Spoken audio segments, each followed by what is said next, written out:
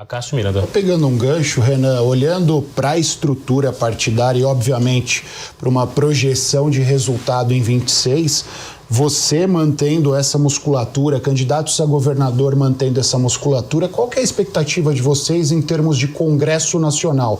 Quantidade de deputados, porque a gente sabe, é um raciocínio frio, mas são as regras do jogo. Hoje, para atuação no Congresso e principalmente para ter acesso aos fundos partidário e eleitoral, o que se leva em consideração é a quantidade de deputados federais. Vocês têm essa projeção ou ainda é algo que não foi pensado, não foi estruturado? A gente tá fazendo uma pré-campanha rock and roll, Acácio. Eu não tô fazendo muita conta, não, porque se eu começar a entrar nessas contas, eu vou começar a adotar um pragmatismo que acabaria com o partido. Porque os partidos hoje, né, pra pessoa que está nos assistindo, existe uma coisa que chama cláusula de barreira, e o dinheiro dos partidos, o fundo partidário e o fundo eleitoral, ele é condicionado mediante o número de votos que você faz para deputado. Por isso que tá o Valdemar, mesmo o Zé Dirceu lá no PT, todo mundo tá fazendo conta para eleger deputado. Nós não estamos nisso.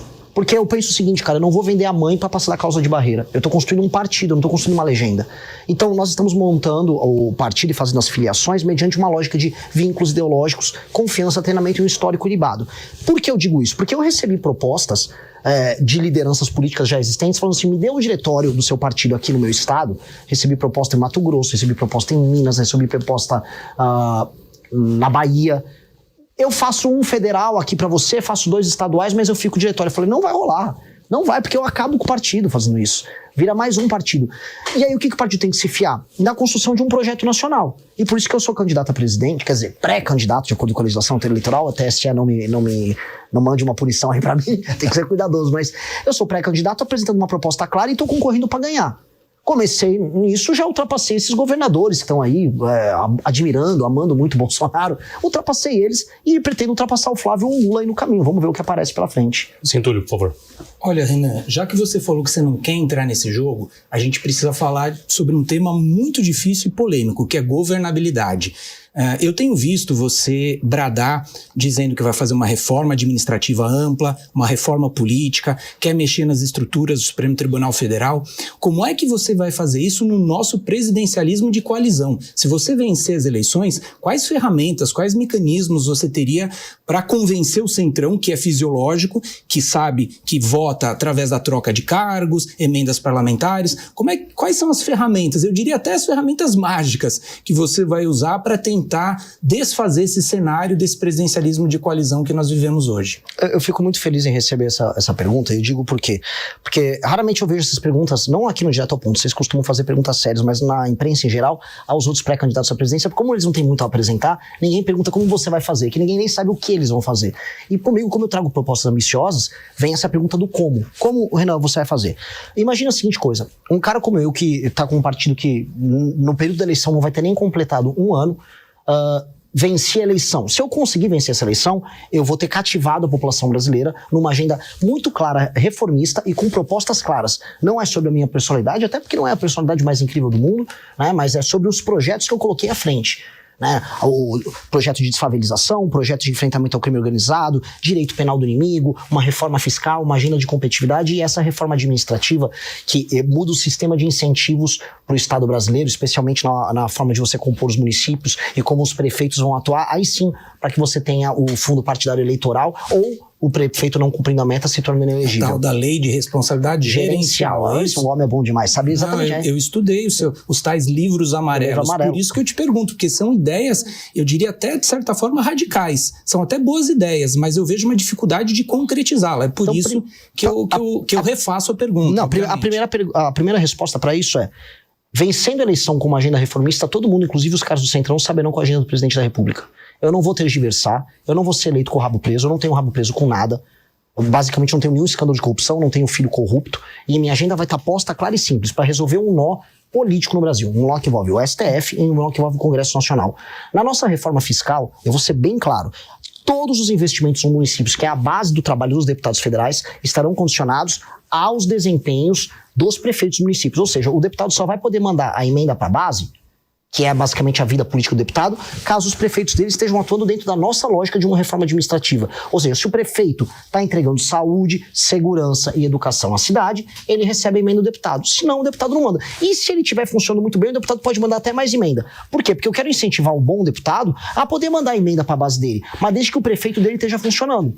Do jeito que está hoje, isso não funciona. Então não é alterar a lógica de modo a negar a política, porque eu não estou aqui para negar a política. Isso na caneta ou uma discussão com o Congresso? Porque primeiro o Congresso discussão precisa com o Congresso. concordar com o senhor. Discussão mas com o hoje Congresso. o Congresso é um buraco sem fundo. Todo o dinheiro que joga lá não é suficiente. Sim, mas vai ter que discutir isso com o Congresso e também punir o Congresso via STF de maneira absolutamente republicana se eles estiverem usando emenda só para roubar.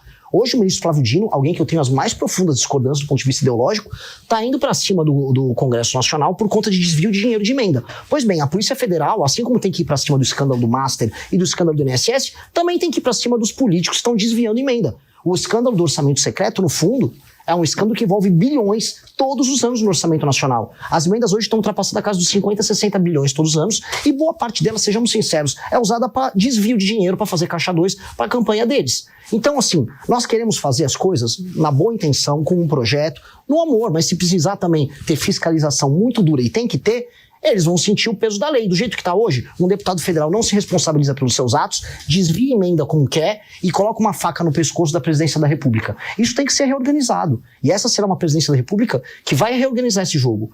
A emenda vai ter que ser determinada apenas mediante desempenho dos prefeitos, até porque o prefeito que não entrega melhora de vida para as pessoas não pode ficar recebendo dinheiro a dar com pau, para falar um termo bem popular. Eu estou indo para o Maranhão amanhã, e no Maranhão o jogo é esse, os caras recebem emenda de imposto extraído daqui de São Paulo, do Rio, de Minas, e não fazem nada com esse dinheiro.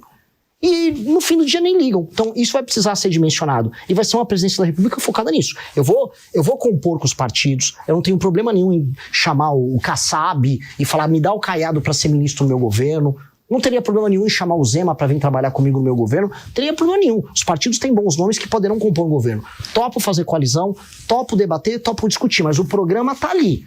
Há um programa de metas muito claro e vamos andar com ele. E eu vou fazer todos os sacrifícios, inclusive destruir popularidade, se for o caso, até porque popularidade não serve para nada. Se você está bem aprovado enquanto presidente, o que você faz com aquilo? Guarda no banco a aprovação? Não, você gasta. Eu vou gastar minha aprovação toda para fazer esse pacote de reformas. André, por favor. O senhor não concorda que sem uma base esse trabalho não vai ser mais difícil? E também o quanto você vai ter que... Você falou que aceita coalizão, né? Aceita entregar cargos, mas talvez até pela questão que você colocou sobre a ideologia do partido do senhor, isso não vai acabar descaracterizando o seu governo? Não, como eu disse, seria em cima de um programa. Eu acho que as pessoas gostariam de compartilhar o sucesso de um programa. Um político que seja do centrão, ele gostaria muito de ver a cidade dele, e inclusive obter o lucro político no sentido mais republicano do termo, de ver a cidade dele sem crime organizado, participar conosco das operações que destroem o crime organizado na cidade dele. A popularidade dele vai aumentar. O Castro aumentou a popularidade dele com as operações que ele fez no Rio de Janeiro. Mesma coisa com uma operação de desfavelização, que entregue moradia para as pessoas. Esses políticos do centrão vão querer participar disso. Se ele fizer isso conosco de maneira republicana, ou seja, sem nenhum tipo de interferência monetária ou financeira dentro do nosso programa, que permite esse lucro político. Estou falando lucro político aqui no sentido mais bonito do termo. Vai ser muito bom. E ele vai poder ser agregado de maneira republicana ao nosso governo, como qualquer governo de coalizão no mundo faz. Eu não estou inventando a roda. Eu só estou propondo fazer as coisas como os países sérios o fazem. Né? Naturalmente a gente fala, o Brasil não é um país sério porque nós temos políticos muito corruptos. E aí vem as alterações na legislação brasileira no sentido de lei e ordem muito clara, de volta da prisão em segunda instância, de separar o STF apenas como tribunal constitucional e não como tribunal que vira uma última instância para político, para eles entenderem também que se eles andarem fora da linha, a casa cai. Vai ser isso, convidar para fazer a coisa certa ao lado e ter o lucro político ao lado, mas se comportar errado, a casa vai ter que cair. Fala, meus queridos, aqui quem fala é o Alan do canal Inevitável Cortes, e no meu segundo mês postando cortes aqui no YouTube de figuras do Partido Missão e do MBL, eu faturei cerca de 25 mil reais ou um pouquinho mais de 4 mil dólares. E se você tem interesse em estar criando o seu próprio canal de cortes, eu preparei um treinamento 100% focado, mostrando o passo a passo para você estar conseguindo fazer seus cortes de figuras do Partido Missão e do MBL. Para acessar o treinamento é só clicar no primeiro link da descrição ou ler o QR Code que está aparecendo aqui no meio da tela agora. Pegar um gancho, Renan, você falou sobre o Supremo Tribunal Federal ele foi perguntado sobre governabilidade. Talvez eu esteja até saudosista hoje. Até um tempo atrás o Supremo não participava dessa conversa. Hoje a gente tem que colocar o Supremo nesse tipo de pergunta. E se você, eventualmente eleito presidente, você vai indicar minimamente 3 ministros. Então eu gostaria que você falasse desta relação do Supremo, como você vê a relação do Executivo com o Supremo e quais seriam, óbvio que é cedo, mas qual é o perfil desejado para as eventuais indicações de ministros? Começar pelo final, tá? Perfil essencialmente técnico e um perfil constitucionalista, um perfil defensor de um padrão, vamos dizer, legalista, estrito dentro do texto legal da Constituição e não inovador. Não adeptos do tal do neoconstitucionalismo, como é o Barroso, e como vários ministros se aproveitaram para poder fazer negócios dizendo que era neoconstitucionalismo. Então, ministros que defendem o seguinte, é o que está na Constituição e apenas o que está na Constituição, e não vou ficar fazendo grandes inovações por aqui, como a gente assiste, inovações que sempre terminam, por exemplo, na redução das liberdades dos brasileiros ou interferência nos negócios, em nome de ONGs internacionais. Infelizmente, preciso colocar isso aqui. Paralelamente, a gente sabe que o STF se tornou um poder por si só. E aí a gente tem que ter uma série de medidas que recoloquem o STF dentro da caixa. E eu volto a colocar um ponto que eu trouxe na pergunta do nosso amigo aqui. O que acontece? Eu serei eleito dentro de uma agenda que responde à crise. A agenda de resposta da crise, caso o eleitor fale o Renan, é uma agenda, portanto, de recolocar o STF dentro de, vamos dizer, do seu papel institucional clássico. Então, você não vai poder mais viver de 83% de decisões monocráticas como temos no STF hoje. Nós temos que ter limite para as decisões monocráticas. Mesma coisa para aquele período bizarro em que um ministro pede vistas e fica segurando um processo. Ministros têm que ser proibidos de terem escritórios ligados a familiares e amigos atuando junto com eles. Nós temos que ter uma corte pequena e específica, feita por sorteio de desembargadores ou critério que seja decidido, para cuidar dos casos que envolvam deputados e senadores, para que eles não fiquem à mercê do STF. São medidas simples, fim das decisões monocráticas, eu tinha citado, mas são medidas simples e diretas que recolocam o STF no papel constitucional. E uma delas, inclusive, é o filtro de entrada, que faz com que no Brasil a gente tenha cerca de 8 mil ações que vão parar no STF, enquanto que nos Estados Unidos são apenas 50. Se a gente faz esse filtro de entrada, a matéria é apenas constitucional, aí sim a gente começa a recolocar ele no lugar dele. Seria uma pauta central nossa, até porque nós temos um país em que o poder executivo não existe. O orçamento é executado pelo legislativo e as grandes pautas nacionais são decididas pelo judiciário. Eu serei um presidente que vai cumprir este papel. Terei sido eleito para isso. Então, eu só gostaria de lembrar, hoje eu tenho um partido que tem 5 meses de idade. Se eu for eleito à presidência, eu não terei mais apenas um partido pequeno. Eu vou para lá com pelo menos 100 deputados, e mesmo os deputados do centrão e da direita que ganharem vão ser pautados os meus argumentos.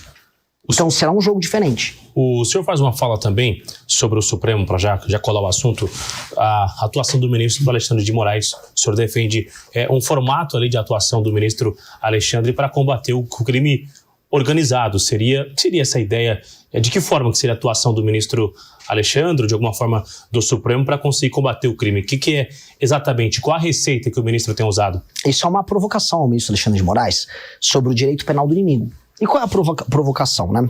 Veja, quando a gente fala em direito penal do inimigo, que significa ter uma legislação especial que retira certos direitos de defesa de um faccionado, e um faccionado entendido aqui como praticamente um terrorista, uma pessoa que nega o Estado democrático de direito, que reiteradamente comete crimes que violam direitos humanos, como é um membro do PCC, um membro do Comando Vermelho, se você vai ver entre os juristas, a comunidade jurídica brasileira, não, isso é um absurdo, isso é uma exceção. Aí beleza, eu ouço isso dos juristas, e já ouvi de ministro do STF.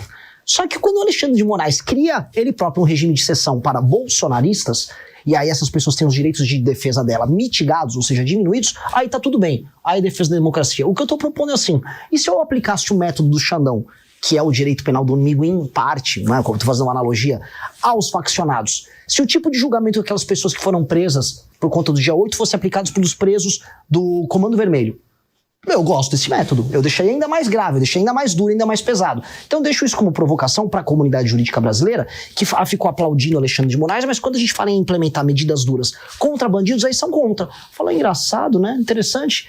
Não é no mínimo incoerente, né, por parte dessas pessoas. Então é uma provocação que eu faço bem clara e bem direta. E que faz sentido. André. Aproveitando que o senhor falou sobre segurança pública, o senhor citou o fato de incluir, enquadrar organizações criminosas como grupos terroristas, né? Tem essa discussão de os Estados Unidos talvez fazer isso, e existem algumas discussões no meio jurídico que isso poderia causar alguma interferência aqui, e também dentro do PL que foi discutido antifacção, tinha essa medida incluída, mas ela foi retirada. Você, como pré-candidato, se eleito, você vai defender que os grupos terroristas, as organizações criminosas sejam considerados grupos terroristas no Brasil? Olha, eu defendo, assim, se ele vai ser qualificado como terrorista ou não, isso é mais um enquadramento marqueteiro. Para mim, eles têm que ser enquadrados como o inimigo. E o que é o inimigo? São figuras que fazem parte de gangues ou organizações que negam o Estado Democrático de Direito no Brasil, que fazem ocupação territorial, que cometem recorrentes violações aos direitos humanos. Essas organizações, que se parecem muito com organizações terroristas, elas têm que ter esse reconhecimento especial por parte do Estado brasileiro, porque o Estado brasileiro tem que enfrentar elas de uma maneira diferente. Eu não posso chegar pro cara que é o ladrão de galinha e dar a ele o mesmo tipo de tratamento que eu vou dar para um membro que está com um fuzil do Comando Vermelho ocupando uma favela. Ou um prefeito na cidade de Santa Quitéria, no Ceará, que faz basicamente um acordo com o Comando Vermelho e impede as pessoas de votarem em candidatos adversários, senão o Comando Vermelho bate na porta da casa dessa pessoa. O enquadramento jurídico para eles é diferente. Essas pessoas negam o Estado Democrático de Direito no Brasil. Se os Estados Unidos gostam ou não gostam disso, isso é problema dos Estados Unidos.